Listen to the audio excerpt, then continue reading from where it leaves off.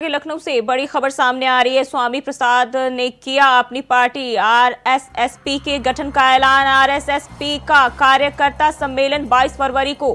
Samajwadi party से नाराज चल रहे स्वामी प्रसाद मौर्य और सपा के राष्ट्रीय महासचिव पद से इस्तीफा दे चुके हैं। तो ये बड़ी जानकारी सामने आ रही है। लखनऊ से स्वामी प्रसाद ने अपनी पार्टी आरएसएसपी के गठन का ऐलान किया और 22 फरवरी को दिल्ली में बुलाया कार्यकर्ता सम्मेलन। तो ये बड़ी जानकारी सामने आ रही है। 22 फरवरी को दिल्ली में कार्यकर्ता सम्मेलन जो है उन्होंने बुलाया है और समाजवादी पार्टी से नाराज चल रहे स्वामी प्रसाद मौर्य सपा से पूरी तरह अलग हो सकते हैं। तो ये बड़ी जानकारी सामने आ रही है। सपा के राष्ट्रीय अध्यक्ष के पद से उन्होंने इस्तीफा दिया है और अब जो है पूरी तरह से स्वामी प्रसाद मौर्य अलग होते हुए दिखाई दे रहे हैं। तो 22 फरवरी को दिल्ली में कार्यकर्ता सम्मेलन भी बुलाया है और सपा के राष्ट्रीय महासचिव पद से इस्तीफा दे चुके हैं स्वामी प्रसाद मौर्य।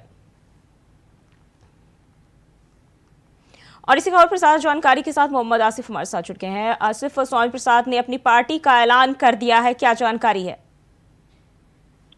जी बिल्कुल जूही, बता दूं कि जिस तरह से स्वामी प्रसाद मौर्य की नाराजगी लगातार बढ़ती जा रही है सपा को लेकर, इसको लेकर जो है अब तमाम खुलासे भी हो रहे हैं। रायबरेली के राही में एक कार्यक्रम के दौरान उन्होंने इशारों में ही कह दिया कि वो अपनी पार्टी का गठन करने जा रहे हैं और सूत्रों का यहाँ तक भी कहना है कि 22 तारीख को दिल्ली के ताल कटोरा स्टेडियम में एक सम्मेलन बुलाया गया है जिसमें वह आरएसएसपी यानी राष्ट्रीय शोषित समाज पार्टी की कमान अपने हाथों में ले सकते हैं। और अभी तक फिलहाल आरएसएसपी की कमान दिलीप चौधरी के हाथों में थी। और बता दूं कि इस पार्टी का गठन 2013 में हुआ था और इस पार्टी से यूपी और एमपी में प्रत्याशी चुनाव भी लड़ सकते हैं। लेकिन जो प्रयास लगाया जा रहा है कि 22 तारीख को पूरी तरह से कमान आरएसएसपी की अपने हाथों में ले लेंगे।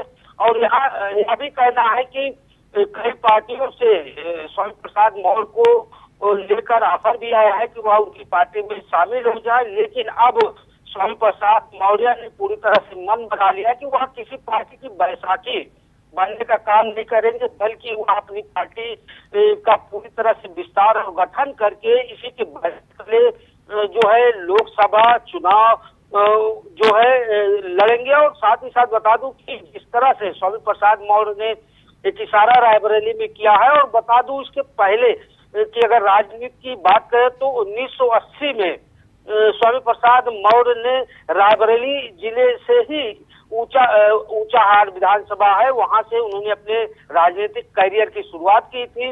और अब जब सपा से नाराजगी बढ़ी है और सपा से अलग होने के बाद अब वह अपनी पार्टी का गठन करेंगे। और इसके पहले स्वामी प्रसाद मौर्य ने रायबरेली से ही, जहां से उन्होंने अपने राजनीतिक करियर की शुरुआत की थी, वहीं से संकेत भी दे दिए। और सूत्रों का यहाँ तक भी कहना है कि 22 फरवरी को जो सम्मेलन हो रहा है, जो कार्यक्रम किया जा रहा है, उसमें समाजवादी पार्टी से नाराज कई नेता जो है आरएसएसपी का दामन भी थामेंगे और वहीं से जो है एक स्वामी प्रसाद मौर्य चुनावी बिगुल फूंकेंगे। तो कुल मिलाकर यह कहा जा सकता है कि अगर स्वामी प्रसाद मौर्य आरएसएसपी की अध्यक्ष की कमान संभालेंगे तो कहीं ना कहीं जो है पिछड़ा वोटर जो है स्वामी प्रसाद मौर्य से जुड़ेगा, क्योंकि स्वामी प्रसाद मौर्य की गहरी पैठ भी पिछड़े वोटों में मानी जाती है। वह पिछड़ा और शोषित समाज के राजनीति करने का दम भी भरते हैं। तो कहीं ना कहीं जो है अब समाजवादी पार्टी को एक बड़ा झटका लगने वाला है स्वामी प्रसाद मौर्य की तरफ से। जी बिल्कुल। और बता दें कि स्वामी प्रसाद जो है पहले से भी हमेशा अपने विवादों की वजह से चर्चा में रहे, लेकिन अगर जब उन्होंने ये पार्टी से इस्तीफा दिया था तब उन्होंने ये कहा था कि हम जो है अलग होकर भी पार्टी के लिए काम करेंगे। लेकिन अब अचानक खबर आ रही है कि जो वो बिल्कुल पूरी तरह से पार्टी से अलग हो रहे हैं। जी बिल्कुल जो ही बता दूं कि समाजवादी पार्टी में एक तरह से भगदड़ मच गई है और लगातार समाजवादी पार्टी को झटके भी मिल रहे हैं।